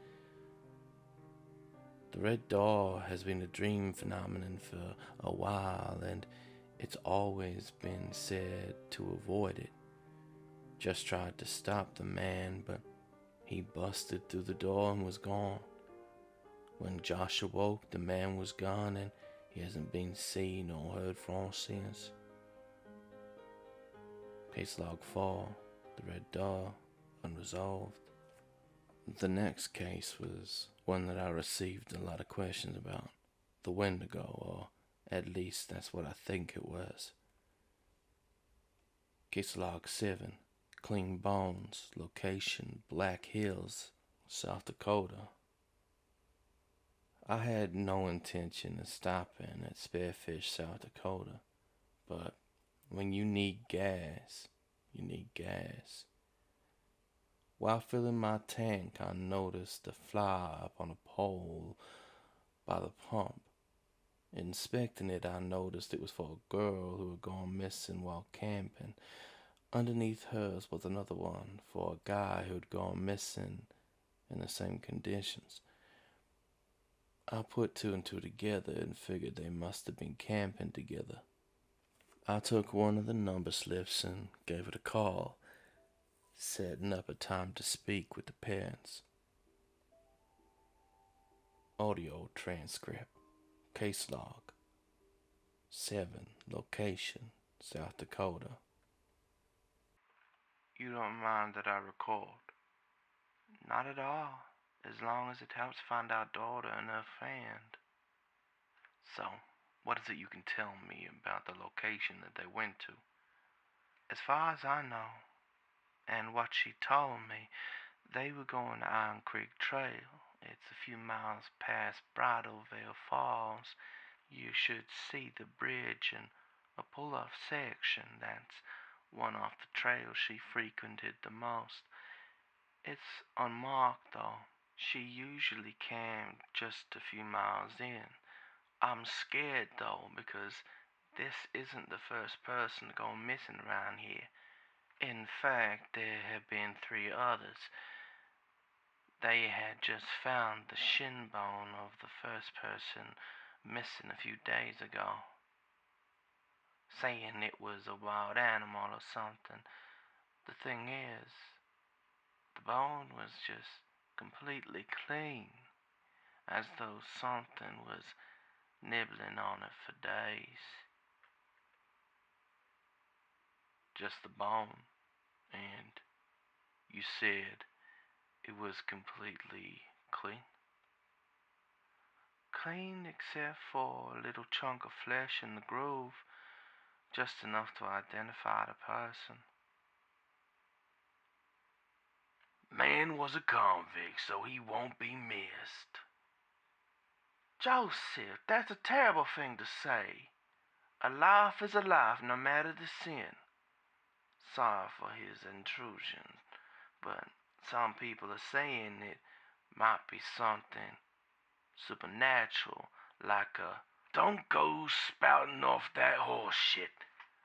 There's nothing supernatural about it. I think the man's got enough information now. Go find our daughter and don't come back till you do. Thank you for your time. I appreciate the information, and I'll be in touch. Audio transcript case log 7. And 5 people missing from areas all around Black Hills. It's gonna be a hard thing to pinpoint. At least I have an okay amount of information to go off to find the 4th and 5th missing. First missing, deceased most likely, with a whole leg bone showing up. That or some forged records happened. I went around the surrounding towns first to find info on the 2nd and 3rd missing. I couldn't find anything on the 2nd, but the 3rd was interesting. The sister of the 2nd didn't want an interview. She just told me her brother went missing from around Barnes Canyon. On my 2nd day of investigating, the 3rd missing person was found in the middle of a Cold Brook Canyon. Well, at least the rest of him was. Spanning in a quarter-mile radius was multiple bones picked clean, and his head right on the trail, as if someone wanted it to be found. I tried interviewing one of the rangers who were there on the scene, but they declined and told me to leave it to them. Of course, I wasn't going to do that, but some more information would help. This led me to the biggest worry I have. Either the 2nd body has yet to be found and has already been consumed, or it's the next dinner before the daughter and her friend. So, no more talking, people. It was time to get my hiking boots on and have a little walk. While searching around the trail, a sudden fear came over me. The fear of walking into the unknown and having no idea what you're getting yourself into. Surprising, right? Coming from a person who just started looking into the unknown, but this is a feeling that I've had to get used to. About 3/4 of a mile in, I thought I saw someone standing behind a tree way off in the distance. The thing was, they didn't have any distinguishing features. They looked like they were in a black moss suit, but it was getting dark and there was quite a bit of trees, so against my better judgment, I began to make my way to them. A couple steps in, I noticed the jacket on the ground. It was a little beat up and had some blood on it. Kneeling down to inspect it some more, I heard a voice calling out to me. Turning around, I noticed it was one of the rangers I tried talking to at the last crime scene. Audio transcript, case log 7, location, Iron Creek Trail. What are you doing out here? Oh, you know, just going for a little hike. Really? You just happen to be going for a little hike where 2 people went missing? One of them whose parents you talked to? I told you to stop investigating and leave it to us. But you gave me a feeling that you weren't gonna listen, so I followed you. And well, looks like I was right. Silence goes over the recording as we're both standing there. Tension in the air rose and then died as soon as I slightly moved my arm and pointed to the jacket. What's that? The girl's jacket. Looks like your department did need my help. Huh. Whatever you say. We would have found it once we set the dogs loose. And when's that supposed to... I cut myself off as I noticed a broken bloody branch about a foot away. The crunching of leaves came through until I stopped and knelt down. They went this way. How do you know? I used to do quite a bit of tracking when I went hunting. Then I got a little better once I began looking into things that I was investigating. You'd be surprised how many people go missing and what's really out there. You really believe in this nonsense? Cryptids, aliens, Nissel, and all of that? Some of it, yes. Sometimes it's nothing but a psychopath or cult, but other times there's no other explanation. Help! Somebody please help! The voice sounded different. It was too off, and it was even more apparent in the recording. It came this way. Move, now. Wait, stop. Hold on just a second. I grabbed his arm, trying to make him stop. Help! Somebody please help! What the fuck are you doing? They need our help. That sounded exactly the same as the first time. Can't you tell? It sounds off too. Just listen. Silence filled the recording for about 30 seconds until it was broken.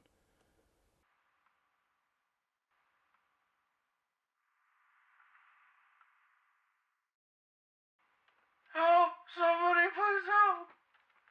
See, it sounded exactly the same. It's as if it's coming from the south. The tracks are heading east. Something doesn't want us going this way. I don't believe you. You're crazy. Someone is out there and they need our help. Okay, listen. If they are that way, the tracks will begin to head that way. So let's just keep following them until we come across something, okay? Fuck! Fine. You better know what you're doing, Cryptid Hunter. Audio transcript, case log 7, end. I noted down the nickname Cryptid Hunter, just in case I ever wanted to make a business card. Also, to have something to look forward to if I survive the upcoming interaction. After about 15 more minutes of walking, we stumbled upon an alcove. Towards the end, an entrance to a cave could barely be seen. It was just about nightfall now, and the forest was getting a lot darker.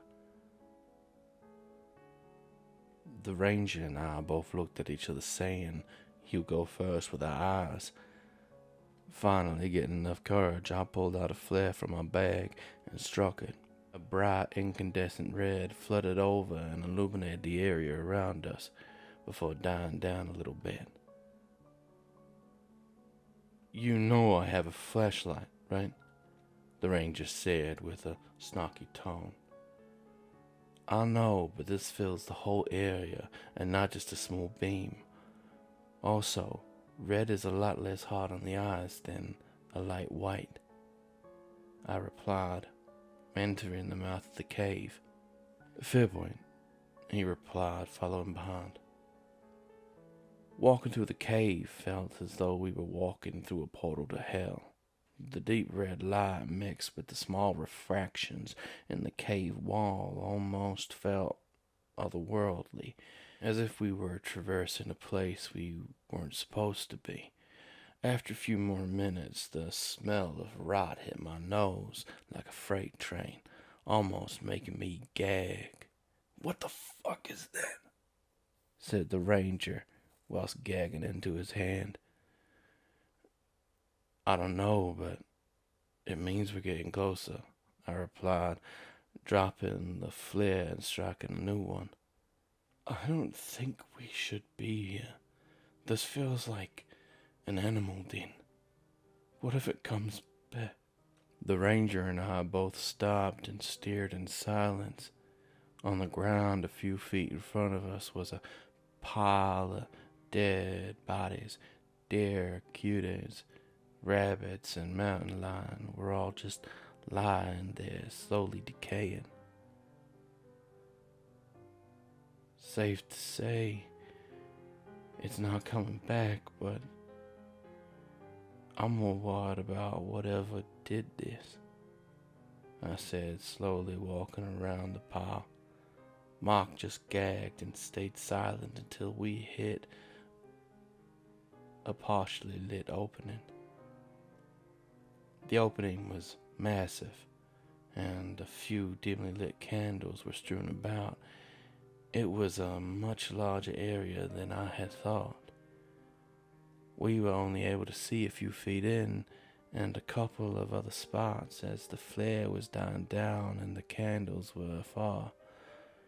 Dropping the flare and getting ready to strike a new one, the ranger stumped it out and pushed me into a crack in the wall. Unable to say anything because his hand was over my mouth, he quietly said, "Shut the fuck up. I heard something." With that, the noise of claws scraping on rocks passed by. Standing there in the dark, not knowing what it was or what to do, I heard a girl crying in the opening. It was unintelligible, just a lot of sobbing and half words. The sounds of something heavily breathing was coming through the opening now. Then came the sounds of what could only be guessed were tendons and muscles being ripped. After that was done, I could hear what sounded like someone eating a pie with no hands and an open mouth. Except this was not some normal pie. It was guttural, sitting there listening to the chomping and chewing, then a final snap and sucking sound ended the symphony of grotesque noises. The girl was crying louder now, asking and begging why. Through sobs, suddenly there was a scream followed by cracks and groans, and then a man spoke. Audio transcript, case log 7, location, cave system.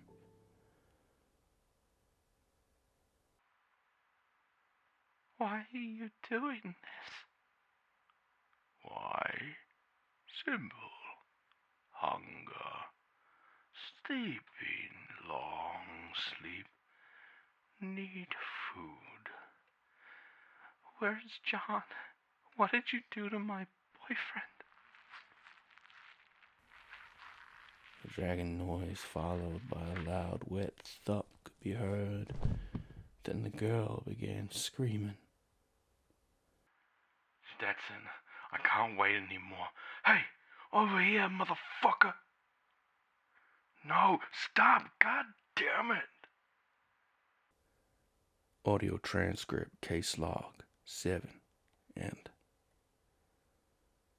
The man, creature, turned around to see the ranger and I at the entrance of the opening. He was barely visible, but you could tell it was scantily clothed and covered in blood. Striking a flare, the area lit up and the thing could be fully seen. Its face was bloody and its jaw was slacked open with a piece of meat hanging out. The thing hissed at the flame and crouched down, almost in a lunging position.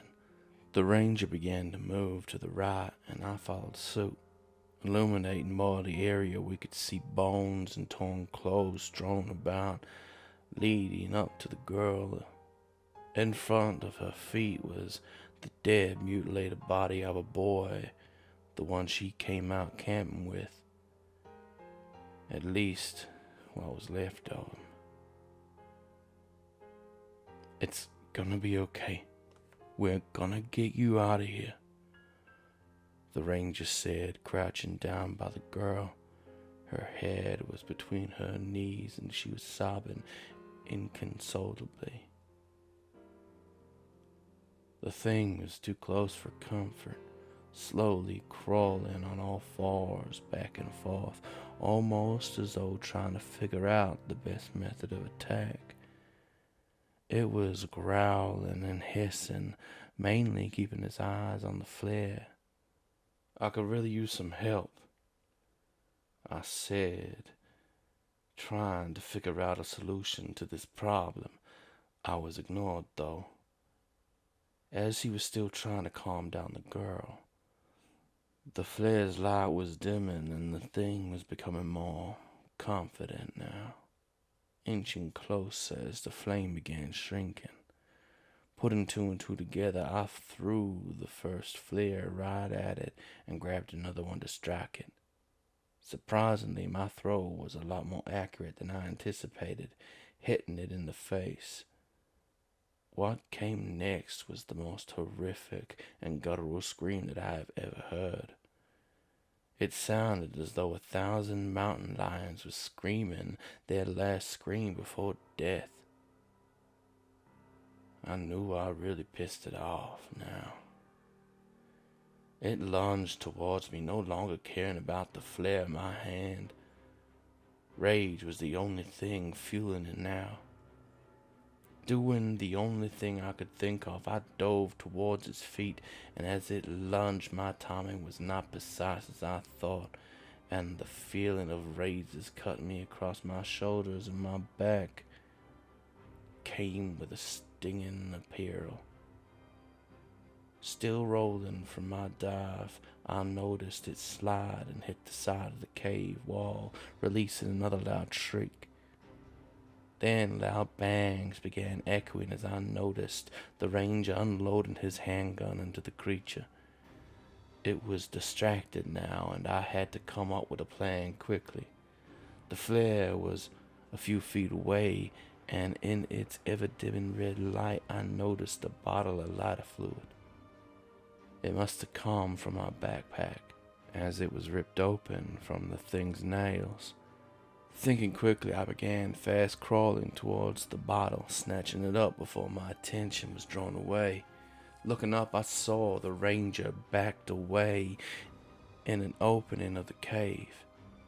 The creature was hacking and slashing away at the wall, trying to make its way closer to him, letting out hellish screams and flinging rock debris all over. Gaining control of myself again, I quickly got up and ran towards the creature, opening the bottle of lighter fluid. Gripping it as hard as I could, I began spraying the liquid in the next formation as I thought I was swinging a katana. The creature seemed to have taken notice of me the second I was done spraying it.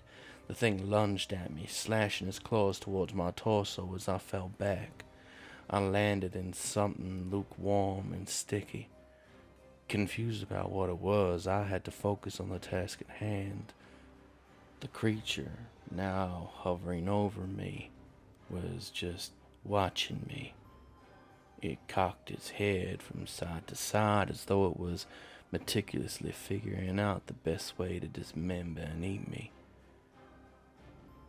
Trying to crab walk away, I figured out what it was that I tripped on.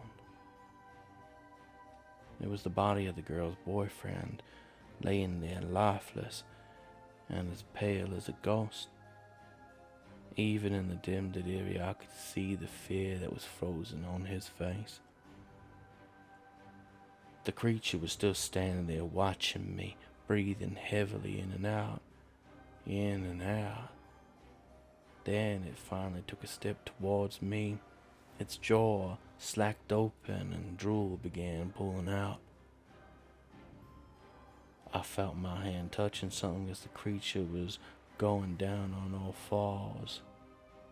Grabbing it, I heard Mark begin to scream and charged the creature with a pocket knife. An ill attempt, though, as the creature backhanded him and swatted him away like a fly.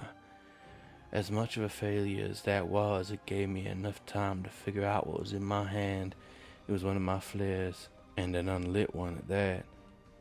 Nervously, I untwisted the cap and prepared myself mentally for what was to come.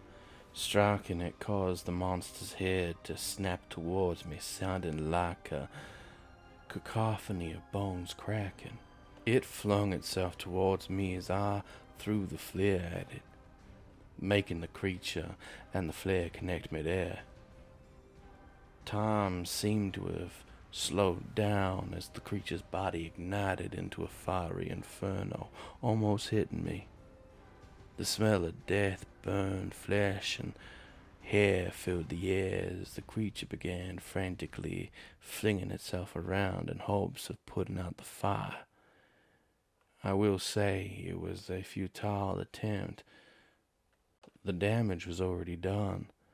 The thing fell to his knees, letting out one final hellish screech before slumping onto the ground, laying there what appeared to be lifelessly, slowly burning away until it started to become nothing but ash and bones. Not much more can be said about the whole affair. I don't want to bore you with a bunch of the minor notes about what was in the cave. The ranger and the girl got out with what appeared to be minor injuries. I had a few slashes on my back and one on my chest. The ranger had a dislocated shoulder and a minor concussion.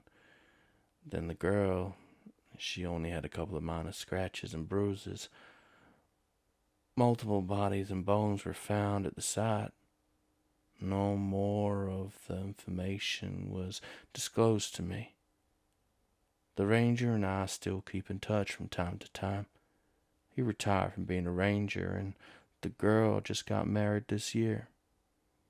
Both Mark and I were invited. It was a beautiful ceremony, and the whole affair of how we met was never brought up.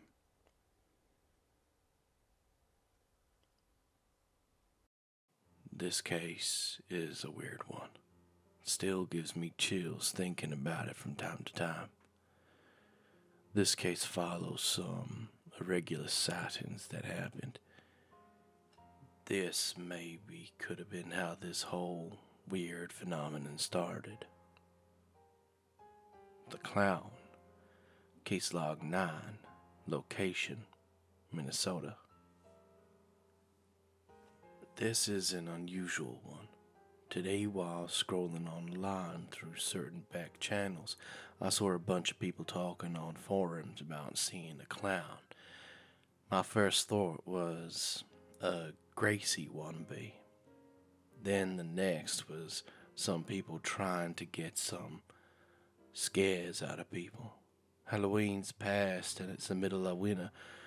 This person or people have to be delusional. It's probably nothing but a prank. It's now been a few days, and I've decided to check the forums again before I decide to leave. Still, just a few sightings here and there. Nothing really caught my eye until I saw a link to an article. Guess this clown or clowns stepped up their game because 2 people were stabbed and 1 was killed, all in a night. The curious thing about this, though, is that these all happened within just a couple hours. Looking up the locations of each, it would have been a few hours for them to get back and forth from the towns. I still don't know if this is something that's up my alley, but the town is only an hour away. It doesn't hurt to take a look. Today I snuck into the hospital and was able to interview one of the stabbed victims. Then I made my way to the next town where the victim died and spoke with the coroner. To start off, I interviewed the stabbed victim. Getting into his room was pretty difficult. Turns out he's got a watch on him, but everyone has to go to the bathroom or eat at some point. It took 2 hours of sitting there and reading until the guard finally got up and went somewhere. I knocked on the door and let myself in. The man stared at me curiously until I told him what I did and asked him for an interview. He agreed. Audio transcript. Case log 9. Location. Ergon, Minnesota. Thank you for your time, Mr. You can just call me Jacob or Jake, whatever works. Okay, Jake. Thanks for giving me the time of day. Not many people would. To start off, can you tell me the events of what happened? I just finished up my shift and was heading out to my car when I noticed something in the tree line by the parking lot. It was a little windy out and the snow was blowing, so I didn't really know what I was seeing. That's until I got a closer look. What did you see? It was someone dressed as a clown. Not just a mask, but the whole fucking getup. Red nose, big shoes, and all the makeup. It was like I was at a circus. It was standing there watching me. I got creeped the fuck out, of course. I mean, it's a damn clown in the trees. So I started to jog towards my car. As I was moving across the parking lot, the clown was following, but still in the trees. I just don't get it. 1 minute I was in front of the parking lot and he was like 30 feet away in the trees. Then as soon as I turned to unlock my car, he's right behind me.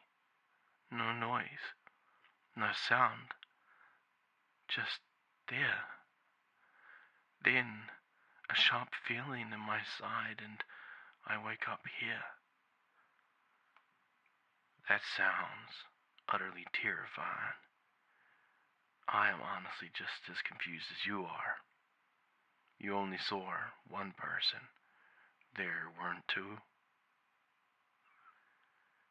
Yeah. It was not a fun time. I'm sure it was just one person. The clown was dressed the same and looked the same. Also, the police said there was only 3 sets of tracks. Mine, one heading to where I was found, and the next was heading back into the forest. Same shoe size, shape, imprint.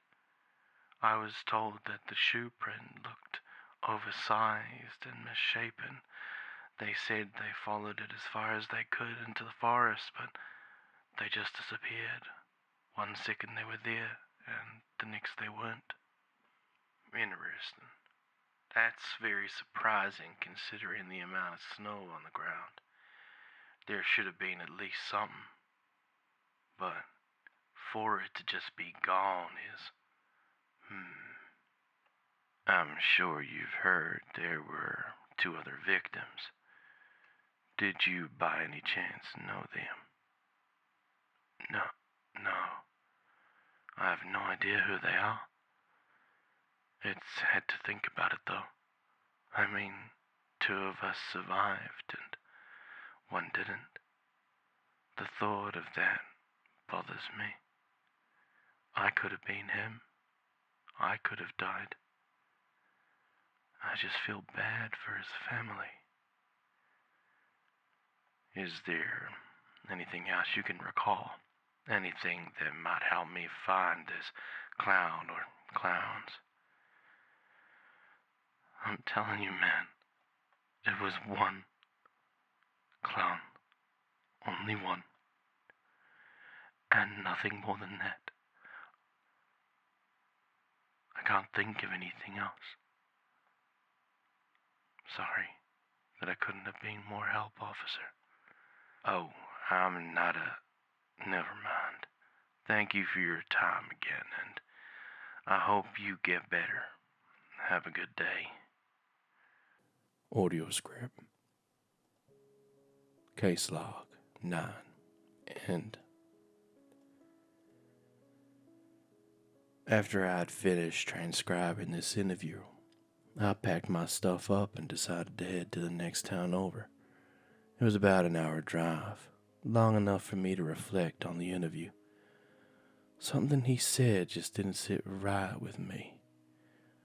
Only 3 sets of footprints. That would make it almost impossible for there to be more than 1. So that begs the question itching in the back of my head. Is this some sort of elaborate prank gone too far? Or is this actually some sort of supernatural being. As I entered the coroner's office, the temperature inside was about the same as the outside. The smell of death and decay came over me, sending shivers down my spine. There was no one at the desk, and flickering lights were sending my senses into overdrive. It felt like someone was watching me. I could have sworn I even saw someone in the corner of my eye. It was one of those weird moments where you think you see someone, but actually don't. I know there's a saying for it, but I can't remember it off the top of my head right now. Staring into the darkened corner of the room as the lights flickered put me in some sort of trance. It felt as though my senses were focused on where I thought I had seen someone. Finally, my concentration had been broken by the coroner touching my shoulder. He asked if I was all right. After I replied that I was fine, he brought me into his office. Audio transcript, case log 9, location, coroner's office. So, what can I do for you, mister? I was hoping we could talk about the man that had been stabbed the other day. On the phone, you said there were some irregularities. Straight to business kind of man. I understand. There's just the small means of compensation we discussed. That nice watch on your wrist would do mighty fine. 500 should be enough. Here. Damn, that watch ain't worth this much, but business is business. Okay, let us get started. This man had been stabbed only once, right under the sternum. He then dropped to the ground and bled to death. My best guess was that he passed out from shock, and by the time he came to, he had lost too much blood. Little strength left, and the freezing temperatures didn't fear for him. Who found him, and what was the irregularity you told me about on the phone? See, here's the kicker. Only witness was a teenage boy on his way home from work. Kid said he saw someone dressed as a clown, attacked a man, and then stared at him, smiling. So of course, the kid shit himself and ran off. Only to bring help a bit later. He just didn't get to help in time. The other interesting thing I found was another person's DNA on the body. It was on the outside of his jacket and also around the wound. So, whose DNA was it? Were you able to trace it back to someone? Oh, I was able to trace it all right. But get this. The other DNA found on him was one of the other stab victims a town over. Somehow his blood ended up on the scene. That's impossible. The attacks occurred all within about 20 minutes of each other. How could his blood get on this guy? I have no idea. It's spooky as shit. All I know is that I will be sleeping with my gun and shooting anyone that resembles a clown. So a little tip of advice for you. Leave town, hell, leave this state, and don't look back. Let the local authorities deal with this lunatic. Thank you for your advice and time. I might just take you up on that. Have a good night now. Be safe, and thank you for doing business. Audio transcript, case log 9, end.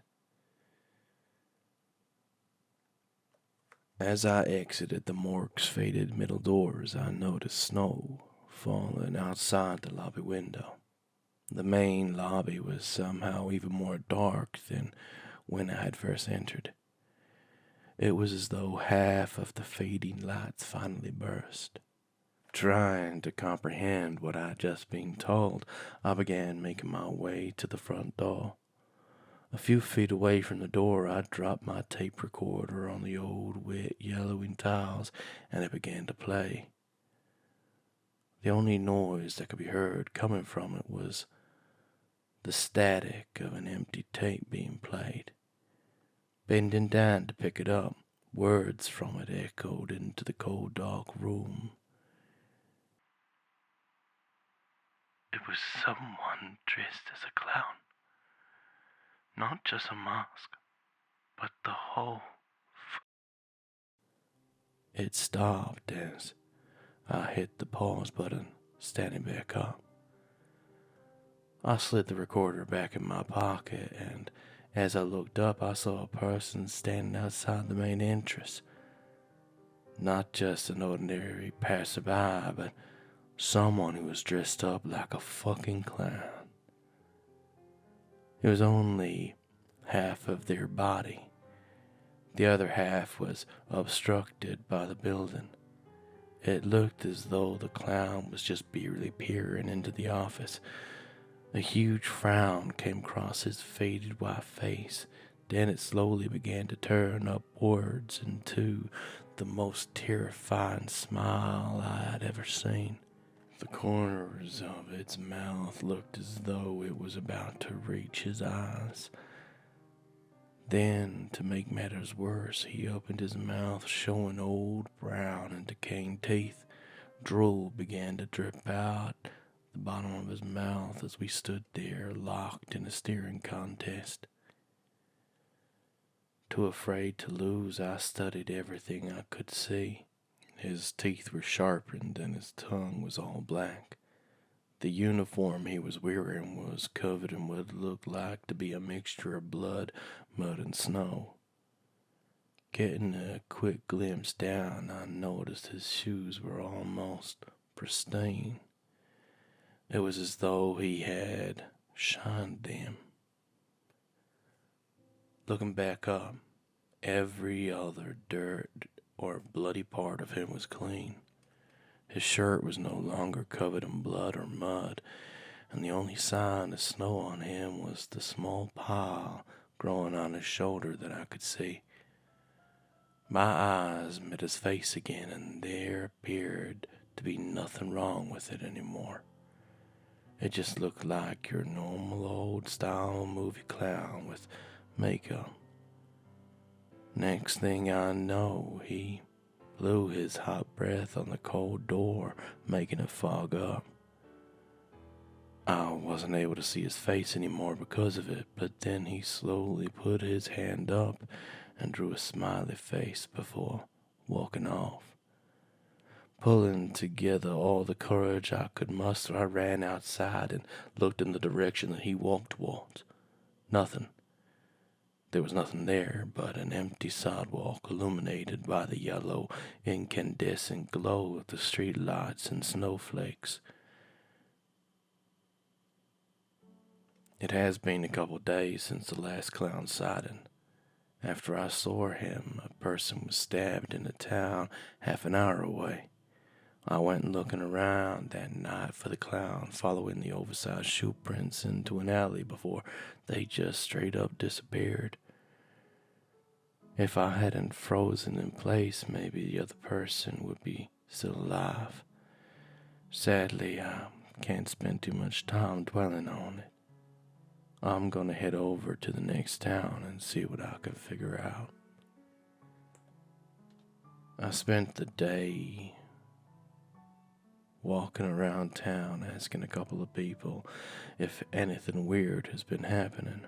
Most said no, and the few who said yes weren't in the mood for an interview. I only got a few passing words for clown, stabbing, and dead. Once it hit 11, I decided to call it quits. I was pretty tired and I needed some food. There was a gas station that was thankfully still open, so I decided to stop there. It was going to be a long night. Writing this down, transcribing, and trying to piece it all together. Once inside, I made my way to the surprisingly clean coffee section to pour myself a cup. The dark liquid filling the cup put me into a trance. The lights reflecting off the black stream along with the rich smell made me realize how tired I actually was. I stood there for a moment watching the steam do its little dance from the cup into the air until something caught my attention. In the reflection of the window, I saw one of the best late-night snacks, a delicious sleeve of mini powdered donuts. It has been a while since I've had something sweet, and they would hit the spot. After I finished my journey through the rest of the aisles, I headed to the front to pay. Surprisingly, there was no one at the register. I thought to myself that they must be in the bathroom or something, and I should just wait.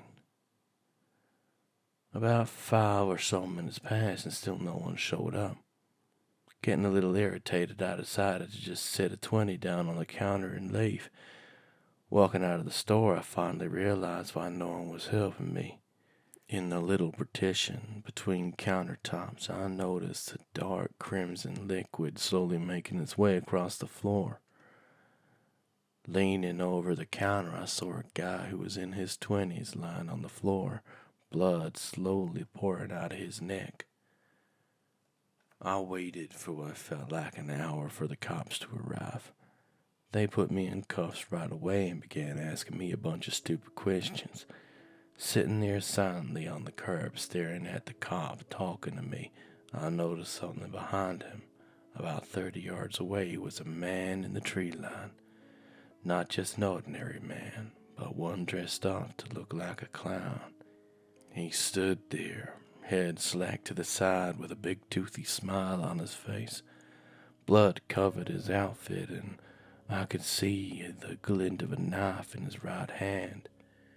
Staring down, he began to slowly raise his free hand and wave at me. It was a type of wave where the fingers meet the palm. Then he just stopped and stared before bending backwards. His arms were up in the air, following his head until they finally touched the ground behind him. It was inhumane the way it looked. His head touched his calves, and he began to slowly walk backwards into the trees until I couldn't see him anymore. After about an hour, the cops let me go. They were finally able to watch the tapes and saw the guy was killed by a clown a couple minutes before I pulled up. Once morning hit, I went back to where I saw the thing in the tree line, but it was futile. Snow blew all over the tracks, and there were only a few indentations. When I got back to my car, I noticed something on the windshield. A red clown nose that squeaked when I picked it up. I stayed in the town for another few days, but nothing out of the ordinary popped up. No more clown sightings, stabbings, or weird phenomena.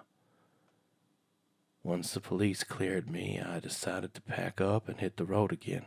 No need to stay in town if there's nothing to stay for anymore.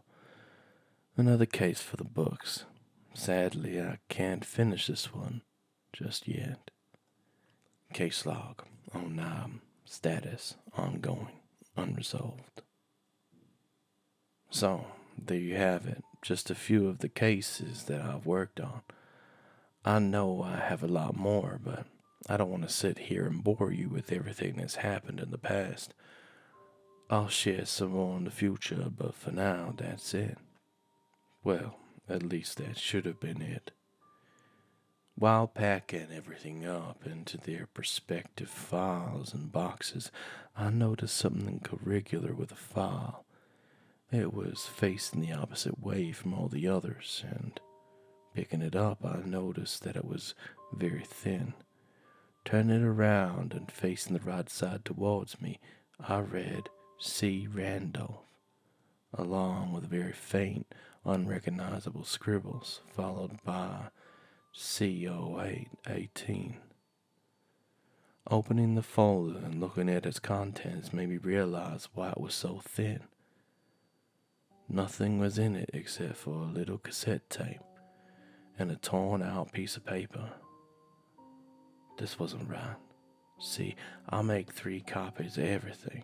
Yes, I know it's very tedious and it takes a while to do, but it's always just in case something happens to one of the files. I have an audio recording, a digital transcript, and then the most bare bone version, handwritten.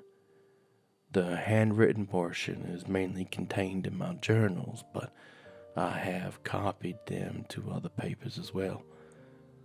What made this so confusing was that these 2 were the only items. Usually there are a lot of papers, a bigger map, pictures, article, an actual file. Grabbing the cassette tape and loaded it into my player, I noticed that it was wound in the middle of the tape, which was even more off-putting because it's either at the end or the beginning. Have I listened to this before? Have I found this file and went through it just to forget it again? How many times have I done that?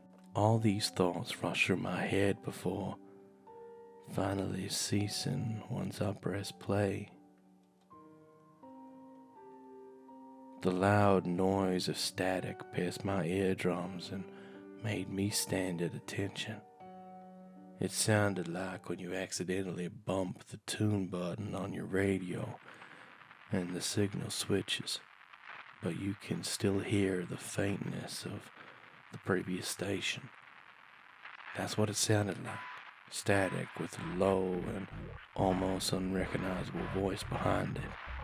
I couldn't understand what it was saying or trying to tell me. Pulling the cassette player closer to my better ear, I could almost make out some of what was being said, but it wasn't enough. Closing my eyes and trying to focus on it more helped, just a little bit, and then I could finally hear what it was saying. Deep below the static were the words, I came across this tape just randomly out in the woods. Nothing passed beyond it, just static and a low gargle. shoot into my eardrums like someone screamed it at me through a megaphone. It was my voice, though. Not the voice I was just about to hear underneath the static. I was so close, I swear I could finally understand it. It was saying... What was it saying? Fuck. I can't remember now.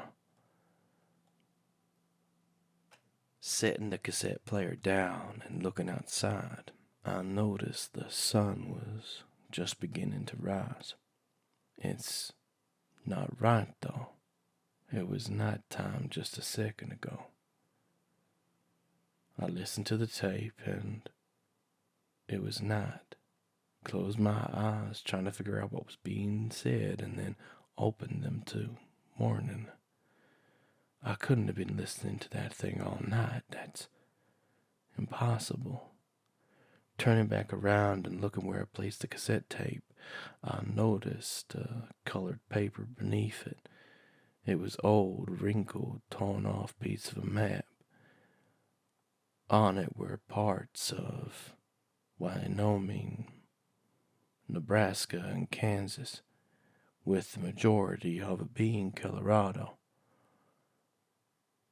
There was a small circle and dot on an empty section of Colorado.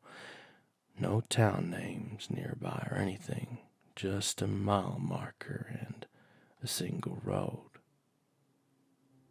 Well, it looks like I know where I'm going. I need to figure out what's with this cassette and empty case file. Well, wish me luck.